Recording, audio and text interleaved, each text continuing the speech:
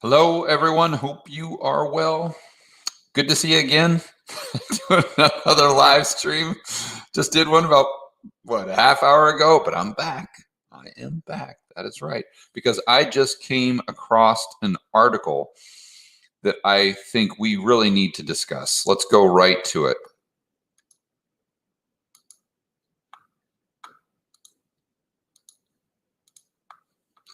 This is Janet Yellen pounding the table yet again on this global minimum corporate tax of 15%, with an eye on something even higher.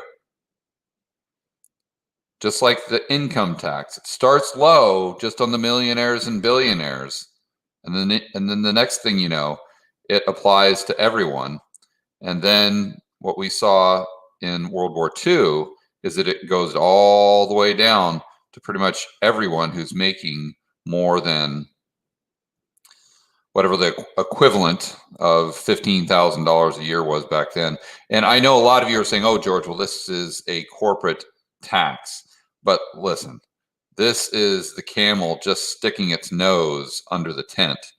And it's going to go, in my opinion, I should preface with that. In my opinion, we're going to go from a global minimum corporate tax to a global minimum income tax. And now whether they can pull it off is a completely separate story. Because think about this. Put yourself in the position of another country.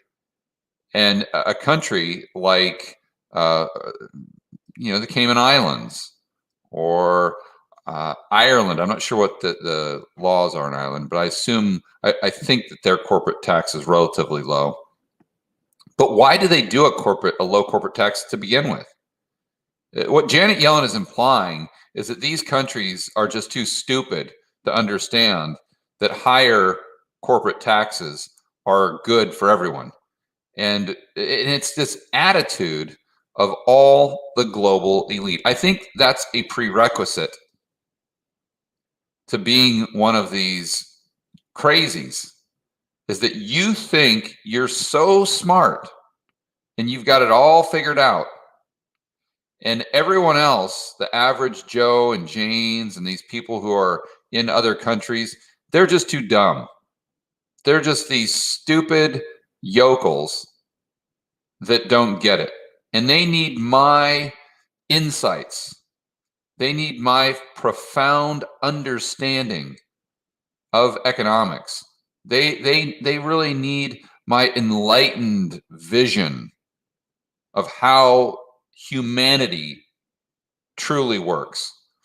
And therefore, if I have to force them to do something, I'm going to justify that because they're going to be better off for it. I mean, think about any dictator who has ever lived. You would assume that that's how they justified their actions. Is that I'm gonna inflict some damage, let's say, on a group of people. I'm gonna put these people in prison. I'm gonna take away their freedom. I'm gonna take away their personal liberty. I'm going to, and obviously we're on YouTube here, so you guys know where I'm going with this. You look at history and we know exactly what dictators have done to large groups of people. And I would assume they justify that because it's for the greater good. It's for the greater good. It's the only way that we can get from A to B. If we just let these people do what they want to do, or if we just allow these people to pursue their own self-interest and just let the free market decide how things should be worked out, well, that's the path to inevitable doom. We don't want that because we can't give any of the power to those normal people. Ugh, yuck. We, the global elite, need to run the entire planet by dictate. These people, and you can hear them saying this, or you can hear them thinking this, that if we had tyranny, but I was running it, then the tyranny would be fantastic. The tyranny would improve society, as long as the person in power is me. I mean, the arrogance of these people. I don't know if Janet Yellen is. I mean, I hate to throw her under the bus, but she keeps making these statements. I mean, whenever you hear her talk, she seems like a very nice person and very reasonable. But when she says statements like this, it's like, are you that tone deaf? Like, are you that? The lack of self-awareness is staggering, that she doesn't recognize how arrogant this statement is. And not only that, I don't think she recognizes how another country like Ireland or the Cayman Islands would see this. They'd be like, screw you. Like, what are you talking about? You're telling me that I'm too stupid to set my own tax rate? Yeah, go pound sand. And I think, let's see, I was listening to a podcast. Who was it? It was my good buddy Andrew Henderson, who was talking about a flight he had with someone that worked for the UN. And I guess he sat right next to him in first class or something like that. But he started to ask them, why do you pursue these certain policies? This was many years ago. It was like, why do you pursue these certain policies that kind of beat around the bush? Why don't you just come out and say exactly what your 20-year plan is? And the guy looked at Andrew and he said, oh, no. He said, you don't understand how we have to deal with the population. We could never do that because they would completely revolt. You have to give people your agenda in small bits and pieces, and you have to get them acclimated to it first, and then you put on another layer. Then once you do that, then you put on another layer until finally, after, let's say, 15 years, you're at the point where you originally intended, but you couldn't disclose your intentions up front. And, when you think about it and you look at how the World Economic Forum, as an example, how they do business and what their standard operating procedures are, and it's right there. That's exactly what they do. And unfortunately, we as human beings, that's the way it is. If I mean, you could just think of so many examples, unless they've got a government decree that's based on fear. If it's based on fear, then it seems they can really kind of bulldoze society into doing whatever they want immediately, and they can just come out and announce, but maybe they can't announce kind of the back-end agenda, if you will. So this is why this is one of the many reasons why I'm so suspicious of groups like the IMF and the World Economic Forum, because you see them doing this. You see them coming out and saying that yeah, we kind of want the future, or we see the future being this, but it's kind of, they really beat around the bush, and they kind of, there's nothing where you can really pin them down and say, okay, what is your vision of the future? They're really kind of squirrely. But if you put the pieces of the puzzle together, they just kind of, they dish out a little bit, and then they, let people get acclimated to it, and they dish out a little bit more. In fact, maybe that's why they deleted those tweets, Remember the live stream that I did? I think it was yesterday, wasn't it? Where they came out and I showed that they deleted the tweet about their new jobs agenda 21, where they came out and were kind of threatening people that they were going to be fired if they didn't play along as far as the jab and whatnot. But then they immediately deleted it. And maybe that's what they're doing, because they can't be that stupid to where they'd throw out something like that and just be like, oh, what? The public didn't like that? I'm shocked. Oh, I'll take it back. Let's delete it. Like, they can't be that stupid. There's no way. So maybe that's the game plan. Maybe they just are like, okay, this is our agenda. Let's throw this out. Let's throw out this tweet as a trial balloon, just to test kind of the attitude of society right now and see if we can get away with this. And then if we can get away with it, great. Then in 3 or 4 months, let's just layer on something else. And if we can't get away with it, okay, we've gone a little bit too far, let's backpedal. But the underlying agenda never changes. The only thing that changes is how they disclose it, how much of it they actually disclose. I'm not saying that's how it is, because obviously I can't know definitively. But it sure as hell makes a lot of sense, doesn't it? Especially when you combine that with kind of what these people have said at the UN and kind of Andrew's anecdotal story. All right, well, let's keep going here. Corporations around the world should pay at least 15% tax on their earnings, said the Treasury Department. And again, who are they to tell Japan what their, or any other country, what their tax rate should be? And Schiff, I've heard him point this out as well. He makes a fantastic point. That's that basically what she's saying is that the United States just can't compete for the corporations. I don't want to say the corporation's dollar, but the United States is getting less and less competitive for corporations doing business in the United States.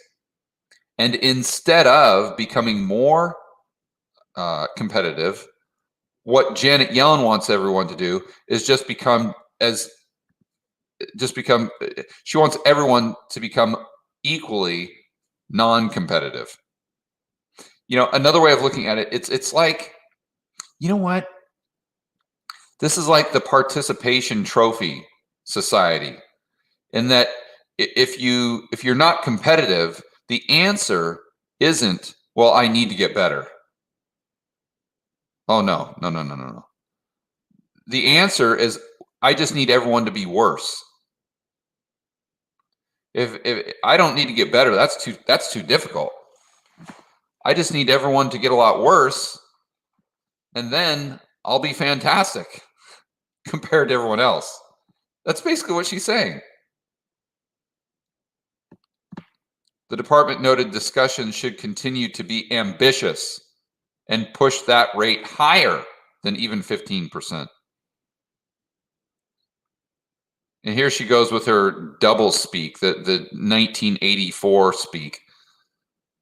Said establish a global minimum rate would help halt the race to the bottom. Ooh, that's so scary. The race, wouldn't you hate to have a race to the bottom in the amount of tax that you had to pay personally? Is that what you would refer to it as?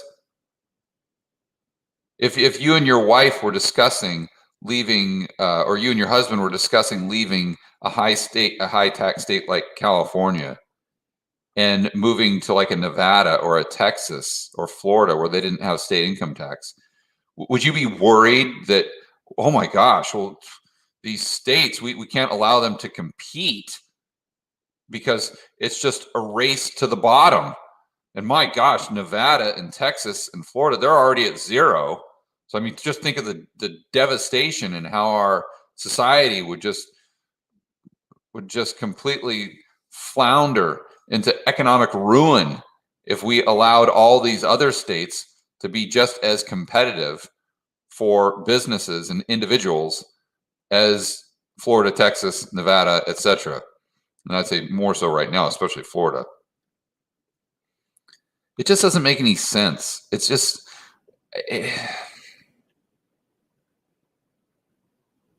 it's complete drivel. But yet they just spin it to make it seem like, aha, yes, this is the solution to all of our problems.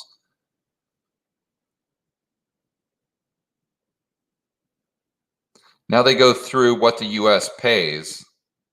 And again, you know that they're just throwing out that trial balloon of 15%. But in the back of their mind, they're like, okay, well, we'll start with 15% because we can't go right up to 75% because then we get way too much pushback. We've got to cook that frog slowly.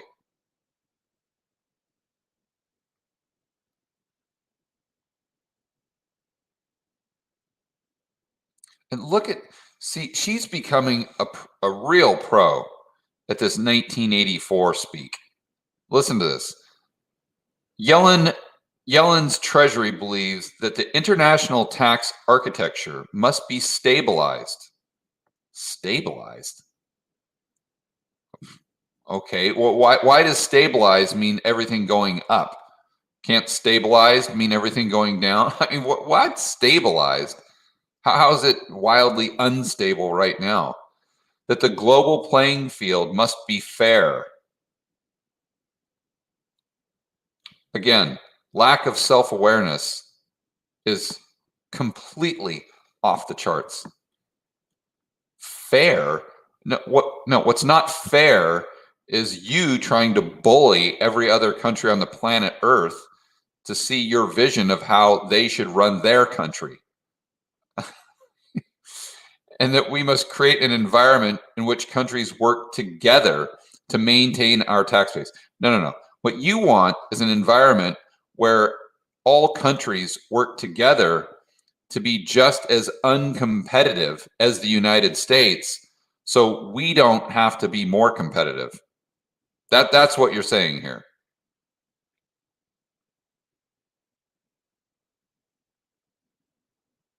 And meet the needs of a 21st century global economy. What does that even mean? Like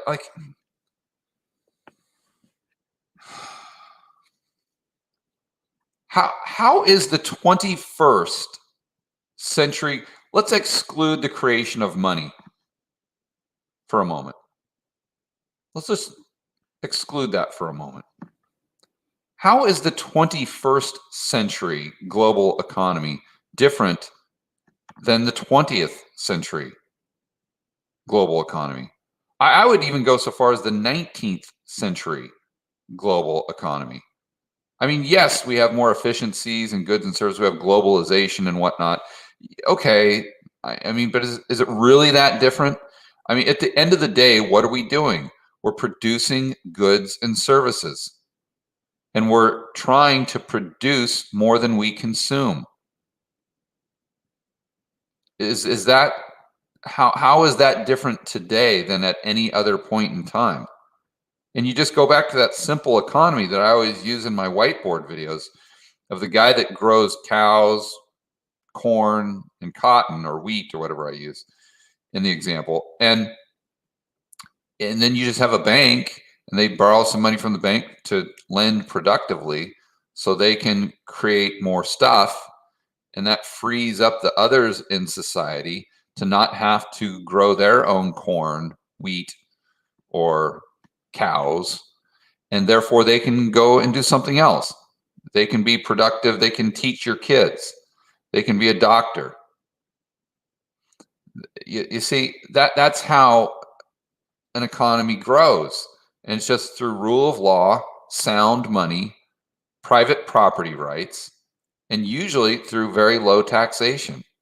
It's not rocket science at all.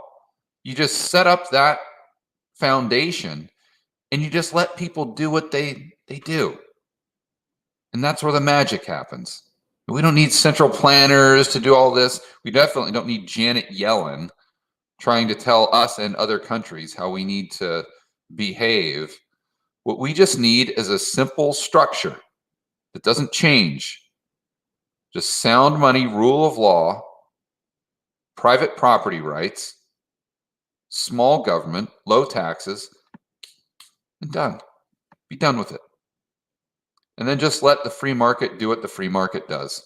And when I mean the free market, I mean every single person on this live stream right now. See, when the central planners say things like this, and they try to take more and more power, what they're basically saying is, we don't trust you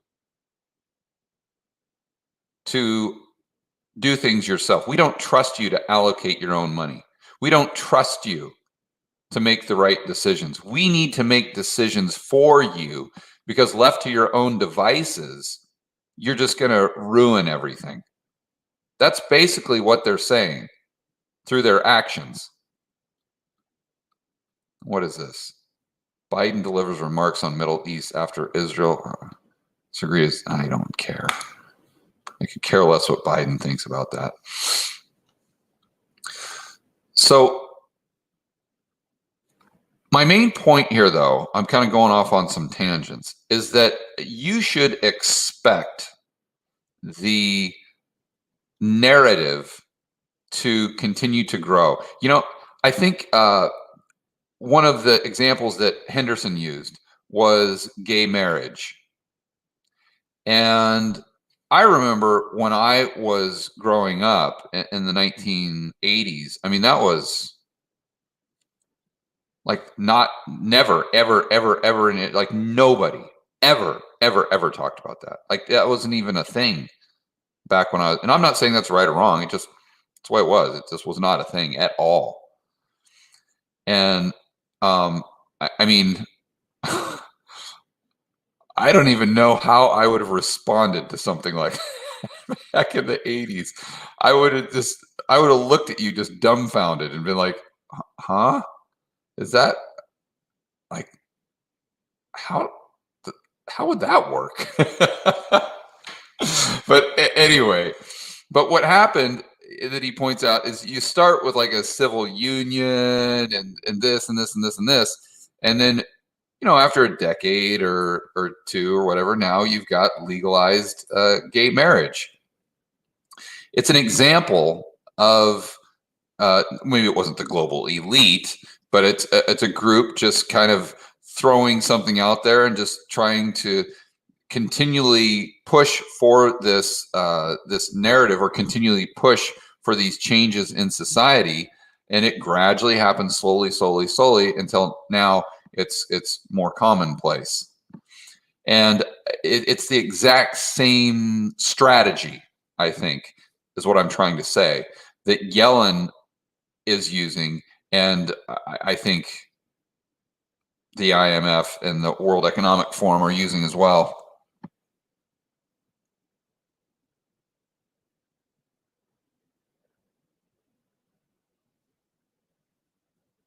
And you know what else is, just look at this. It just it's not just a lack of self-awareness. It's just blatantly misrepresenting the truth. I mean, this is just blatant. Treasury made clear that global corporate minimum tax rate would ensure the global economy thrives. Think about that. Let that one settle in for a moment. All we need is higher taxes, and the economy, the global economy, is going to boom like nothing we have ever seen. That's all we have to do, is just get out of our own way and just release ourselves from the shackles of this dogma that companies and individuals and society actually benefits from low taxes and small government. We've just got to get rid of that 20th century belief system. And we just need to progress.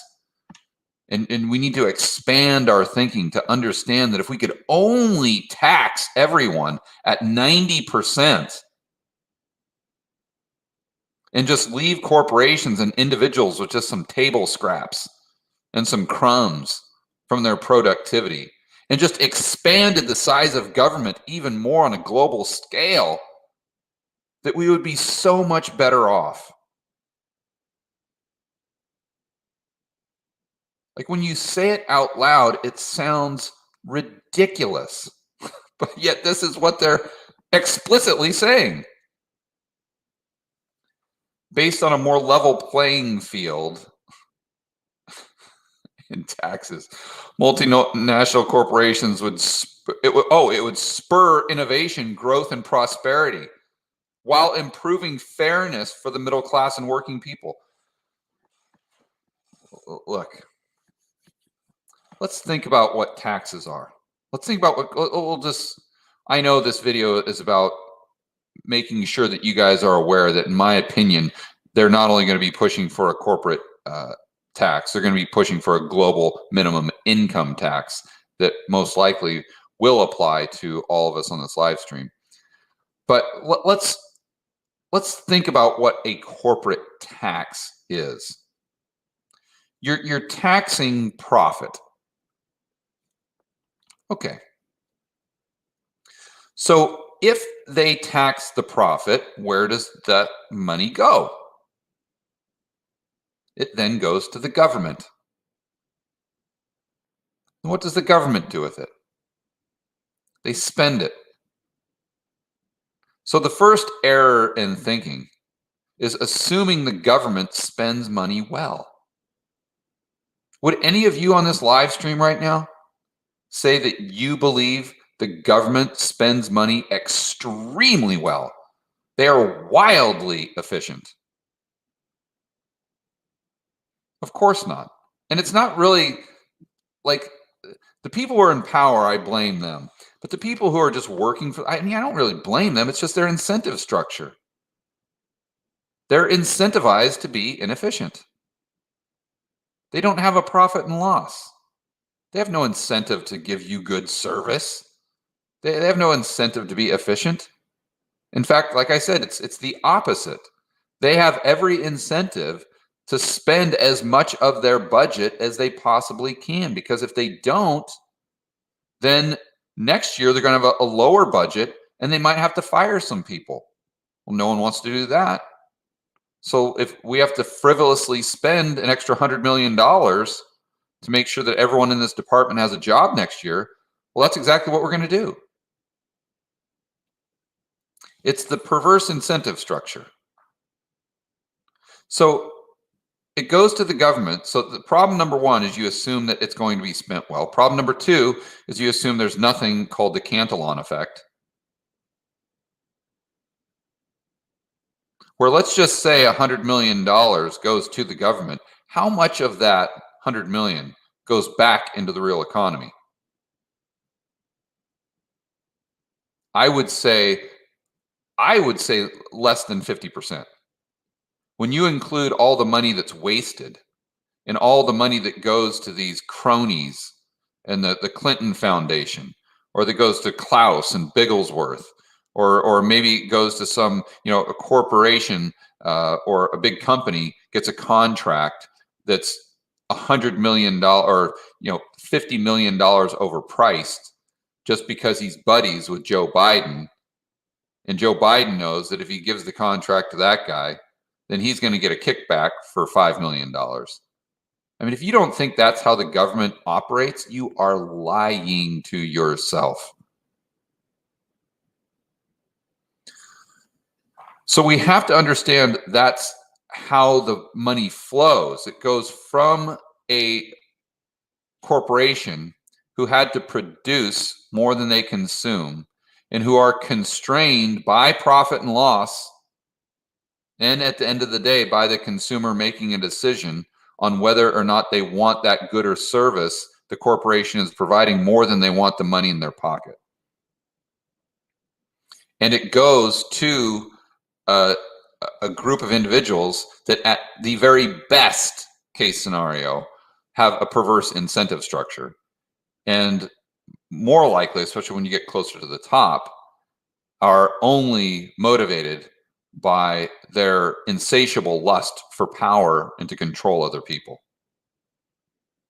and line their own pockets with your tax dollars. But then you have to ask the question, what would have happened to the money if it would have stayed with the corporation? Okay, well, maybe they would have used it to grow their bottom line. Okay, well, who are their shareholders? Their shareholders are teachers' unions, police officers, firefighters. They're a lot of the working people that Janet Yellen and the Treasury are referring to. So what they're basically saying is that we want to steal from the working people to make it seem as though we are helping the working people by redistributing less than we steal from them in the first place. I mean, it's a complete win-win if you're a sociopath politician. Because think about this. You get more power because you're allocating those tax dollars.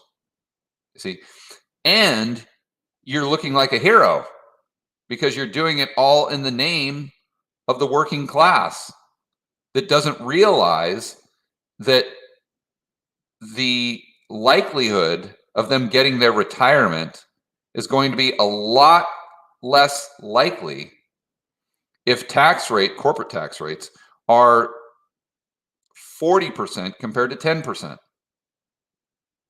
And let's just say that money, that 100 million that we started with, doesn't go out in the form of dividends directly to the shareholders, which are everyday people, average Joe and Janes. I just gave the examples of some unions, but there's a large, especially the baby boomers, the retirees. A lot of these people depend on corporate profits for their retirement in the form of dividends, or the corporations taking those profits, buying back shares, which I don't like that much, but that's a whole different topic. The bottom line, it still benefits the shareholder. And also the fact that they could reinvest the money if we actually had a free market capitalist society. They most likely would. They increase the amount of goods and services. They create efficiencies, which lowers prices and benefits society at large. So you see, if you really think this through with some intellectual integrity, you see that this doesn't make any sense at all. And so if it doesn't make any sense, then you have to ask yourself, well, why are they pushing this in the first place?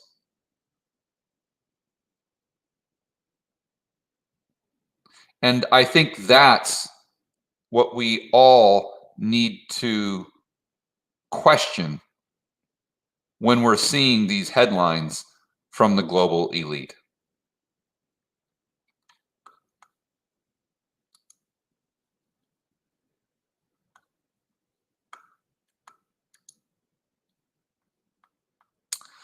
Okay, guys, thanks for hanging out with me.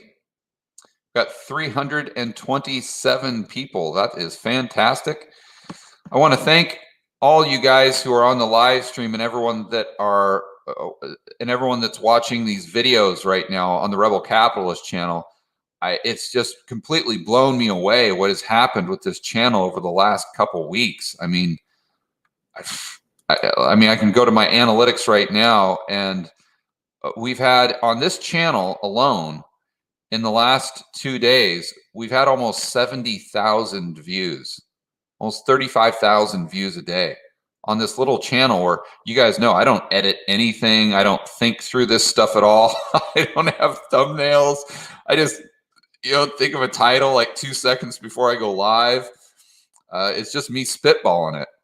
And to think that there's 35,000 people a day that want to watch that is pretty humbling. So I want to thank all of you for taking the time out of your schedule to hang out with me on these live streams and watch the videos after the fact.